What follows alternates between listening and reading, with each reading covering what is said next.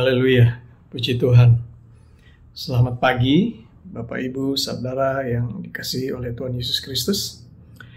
Sebelum kita memulaikan aktivitas pagi hari ini, kita mau memuji, memuliakan nama Tuhan, dan kemudian kita merenungkan firman Tuhan.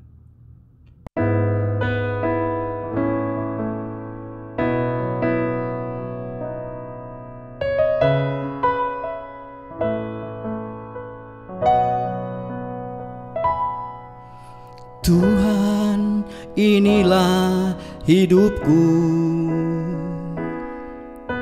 ku serahkan padamu segala cita-citaku, masa depanku menjadi jadikan kami terang-Mu di tengah kegelapan dunia, membawa bangsa-bangsa kepadamu. Tuhan, ini kerinduanku bagi-Mu, Tuhan, seluruh hidupku. Pakailah Tuhan bagi kemuliaan-Mu,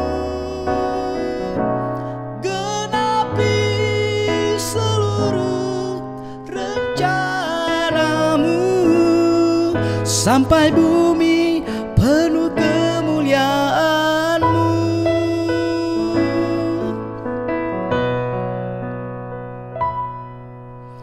Tuhan, inilah hidupku, ku serahkan padamu segala cita-citaku, masa depanku menjadi milik-Mu. Jadikan kami terang-Mu di tengah kegelapan dunia, membawa bangsa-bangsa kepadamu. Tuhan, ini kerinduanku bagi-Mu, Tuhan, seluruh hidupku. Pakailah Tuhan bagi kemuliaan-Mu, genapi seluruh rencana-Mu, sampai bumi penuh kemuliaan-Mu. Bagi-Mu, Tuhan, seluruh hidupku.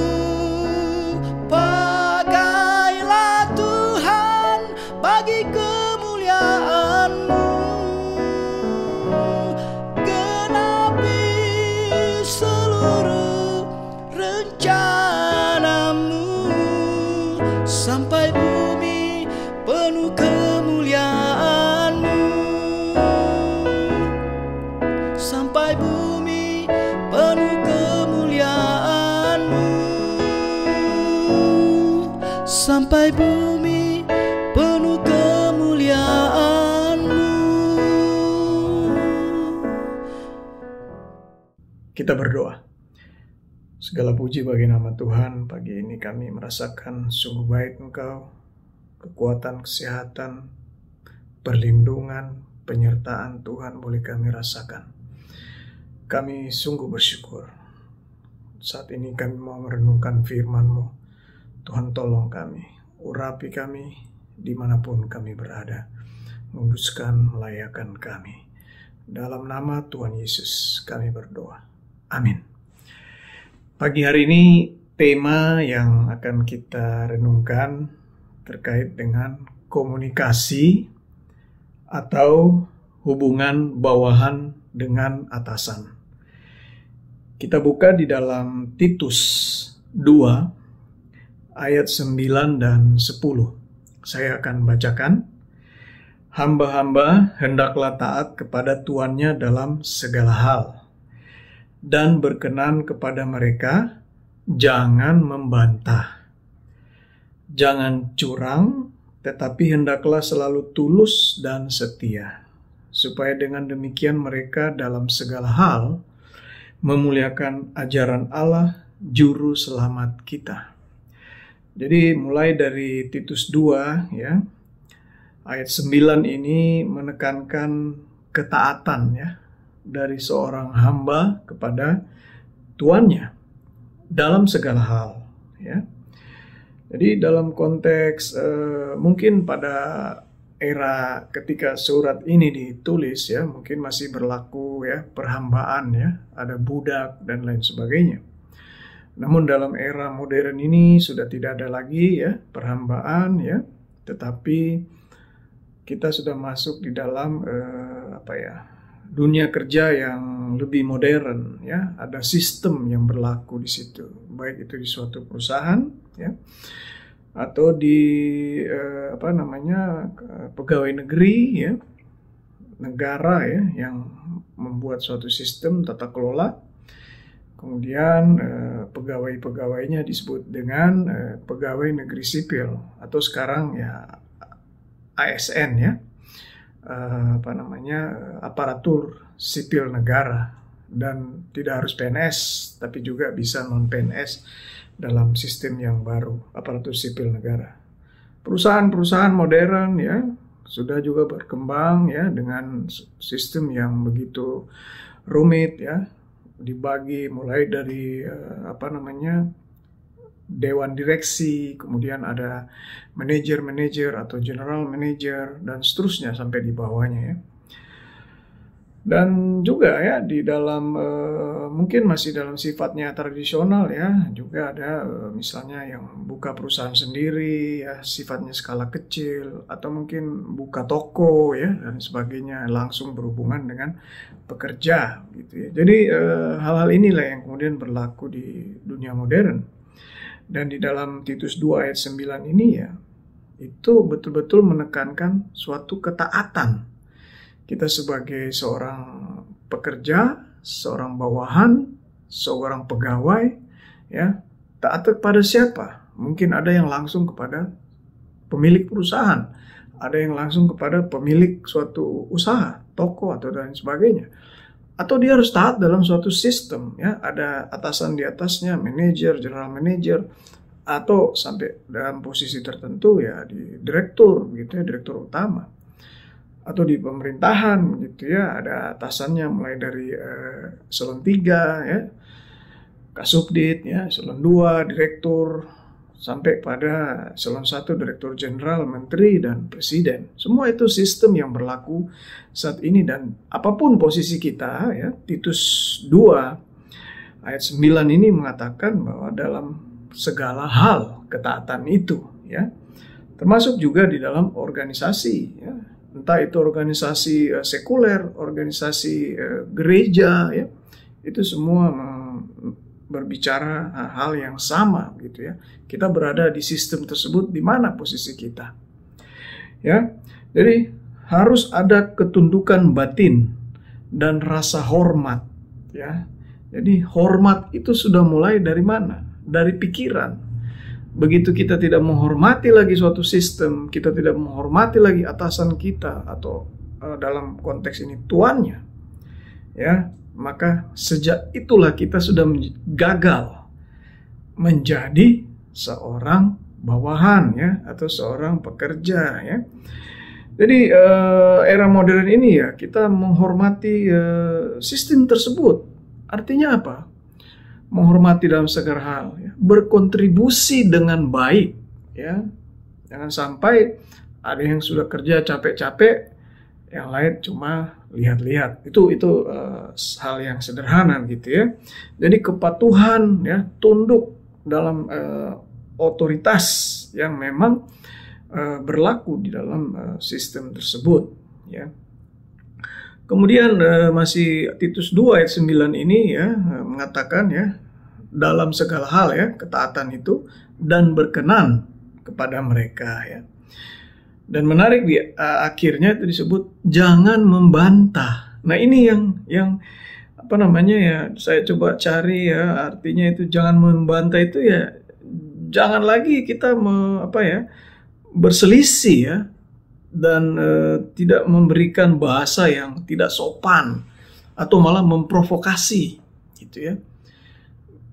Diminta untuk berkontribusi dalam sistem sesuai dengan posisinya, tapi malah memberikan semua dipersoalkan begitu ya. Banyak orang pintar, tapi kelemahannya ketika masuk di sistem tidak bisa bekerja sama. Nah, itu bahaya ya, tidak bisa berkontribusi dengan baik karena semua dipersoalkan. Ya. Setiap datang ke kantor atau ke perusahaan atau ke tempat usaha, keluhan aja, mempersoalkan apa yang menjadi kebijakan pimpinan gitu ya. Itu ya jangan membantah gitu ya.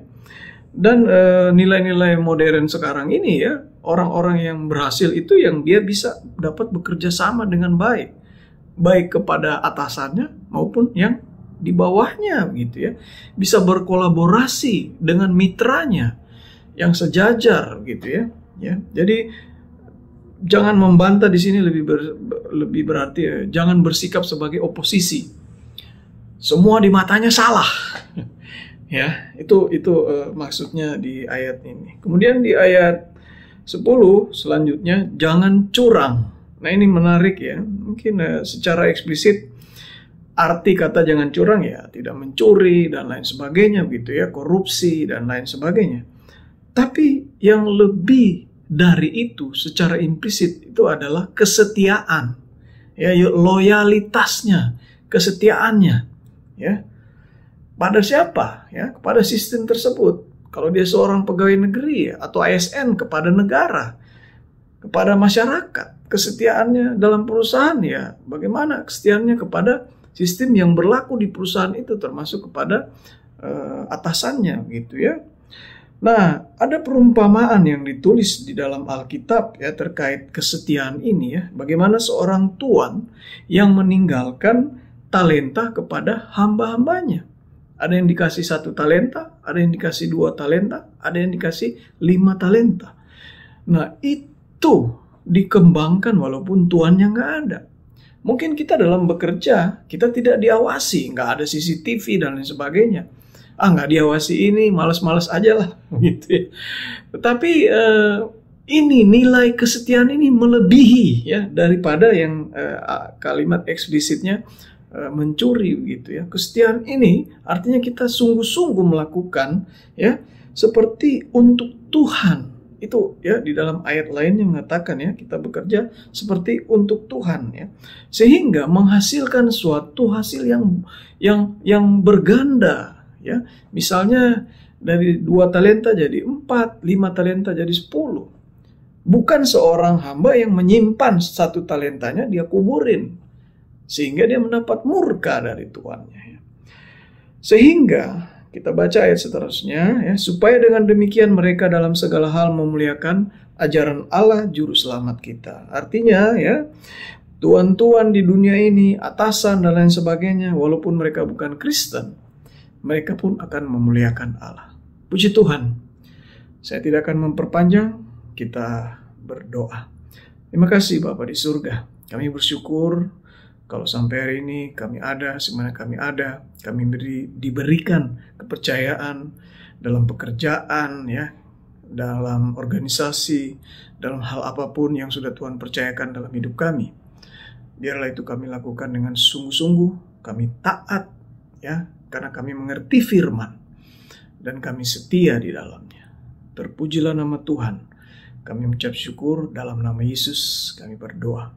Amin. Puji Tuhan, Tuhan Yesus memberkati. Di dalam Yesus, Tuhan